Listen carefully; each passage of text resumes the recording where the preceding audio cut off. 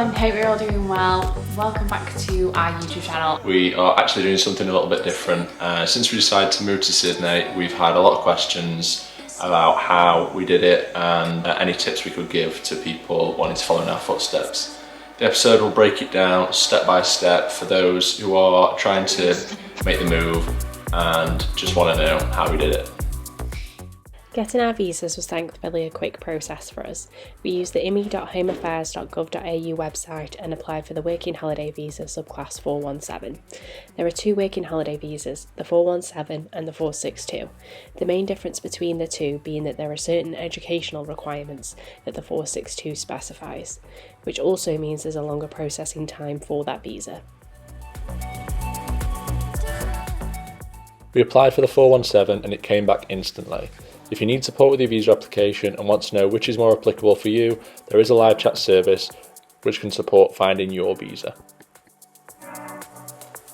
We used Skyscanner to book our flights, but used an incognito browser to check prices beforehand. This way, when we went to book the flights, the prices didn't go up. We flew with Qatar Airways, stopping at Doha for our connecting flight. This was roughly 26 hours of flying, including the layover. Qatar are a reliable airline to fly with, and we were super comfortable during our flight. We had in-flight entertainment with constant food. We recommend wearing comfy clothes, taking layers in case the airplane gets cold. There are films, TV programmes and games to keep you entertained, but definitely take your own entertainment to keep you occupied for the long flight. We weren't able to take bottles of water that we purchased in the airport on the second flight, as Doha Airport has certain restrictions.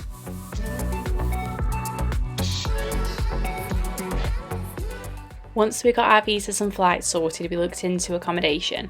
We decided the best option for us was to go with an Airbnb. The reason we chose this was mainly because it was the most hassle-free option for us, and as we were moving halfway across the world, hassle-free was our mantra. Airbnb has lots of options which can filter through depending on location, price and also by amenities. For us, it meant we knew exactly what would be waiting for us following a 26-hour journey. There are plenty of other options when it comes to accommodation. You can look at hotels, rentals, hostels, and even Facebook has a number of pages where people look for flatmates to house share or advertise homes. We recommend booking your accommodation early as there are currently lots of people looking.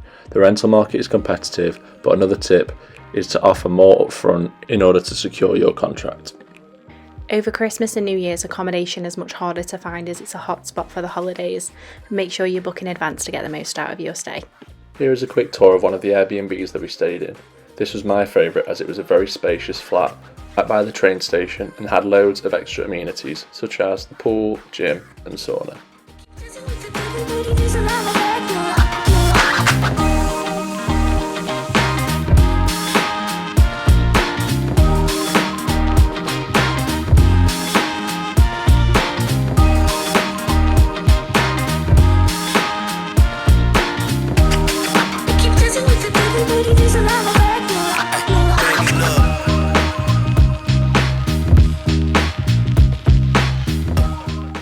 When moving out to Sydney, you may not have a bank account set up, or if you do, you may have to pay a fee to transfer your money into it. One option is to bring cash to tide you over, but that can be very impractical. Those in the UK, one way that we manage to avoid fees is by applying for the Halifax Clarity Credit Card. This card is designed to work when you're travelling. You can use it in multiple countries without fees, so long as you don't draw the money out from an ATM. Make sure you look into the T's and C's for this account before applying for the card, or speak to someone at your local branch. There are also other cards available, such as the Wise Legendary Card. These cards can allow you to use your money into a number of currencies with limited or no fees. You can research these online for full details. One of the first things to do when you get to Sydney is to get a new SIM card for your phone. Most apps require a phone number to sign up, such as the Opal Transport app. Without it, you won't get very far. We tried multiple general stores, but we were unable to find a SIM to match our phones. We managed to find them at an Easy Mart shop. We use Vodafone $30 prepaid, which lasts 28 days and gives unlimited calls, texts, and 20 gigabytes of data. We put them into our phones as soon as we bought them, and they worked instantly. You automatically recharge the contract, which means it continues every 28 days until you change it. To travel around the city using public transport, you will need to get the Opal card. These cards are used to tap on and off public transport, taking automatic payment when you do. You can collect a card from the Transport Information Office, which is located in Circular Quay at Wharf 5. They'll give you a card and help you top up your balance for the first time. There are also top-up machines located around the quay for you to use yourself, or you can top up using the app. You can use the card on all forms of public transport. Now you're in Australia, you may want to find your bearings and explore Sydney. We have put together our top picks for your first week in the city. The Big Bus Tour. This is a great way to get a feel for the city and where you live. There's lots of historical information, but also tips for great attractions and things to do. It's mostly touristy, but it's a great way to start your trip.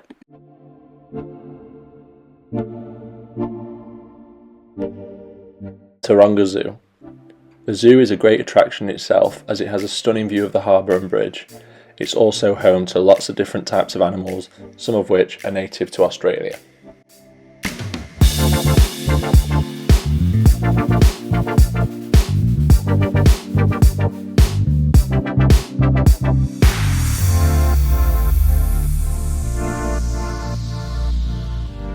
Sydney Harbour Bridge Climb.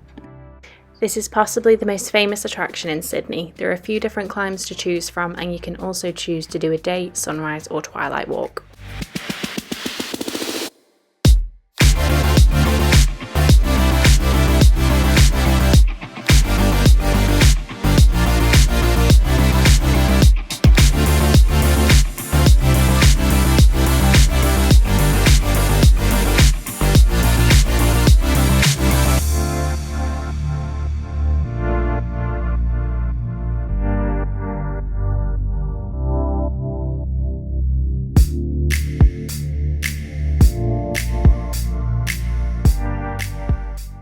Sydney Opera House tour or show.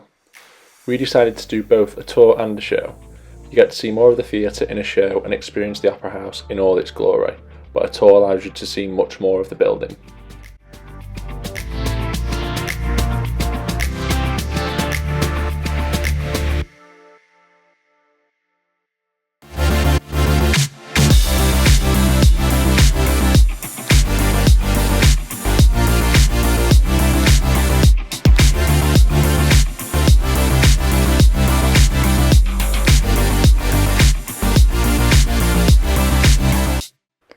Darling Harbour Fireworks. This stunning firework display occurs every Saturday evening for around 20 minutes. You can catch the show by finding a spot on the surrounding banks of Darling Harbour.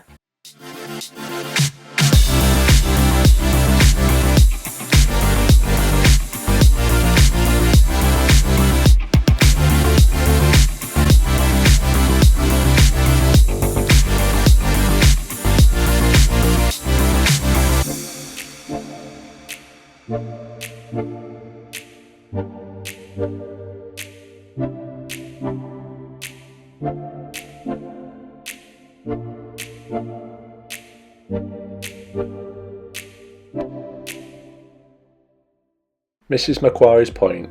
This lush green harbour side point is tucked away in the Royal Botanical Gardens. This is the ideal place to stop and get the perfect view of both the Opera House and bridge.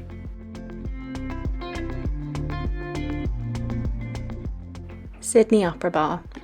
After a long day of exploring, the Opera Bar is a perfect place to have some food or a drink and take in the beautiful city at night. There's no better view of Sydney skyline all lit up in the evening.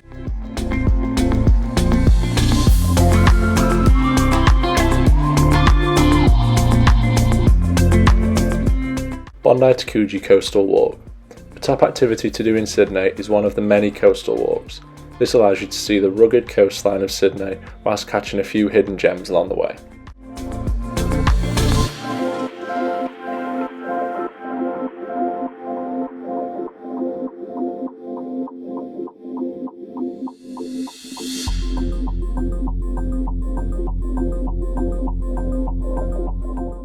If you're looking to work during your time here, then first make sure you check any restrictions on your visa. Use the imi.homeaffairs.gov.au page to find the information you need.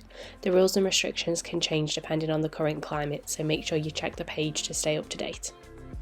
Currently there are a lot of vacancies within Sydney. During the pandemic, Australia closed its borders to travellers to stop the spread. Now that travelling is considered safe again, the country is looking to rebuild the economy and welcome tourists back.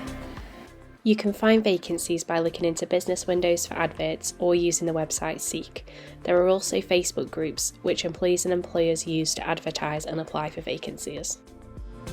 Thank you guys for watching this video. We hope it helps some of you who are looking to make the move to Sydney on your first week or so here and help you guys get set up.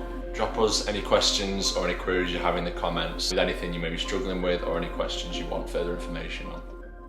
Thank you guys for watching, and we'll see you very soon for the next one.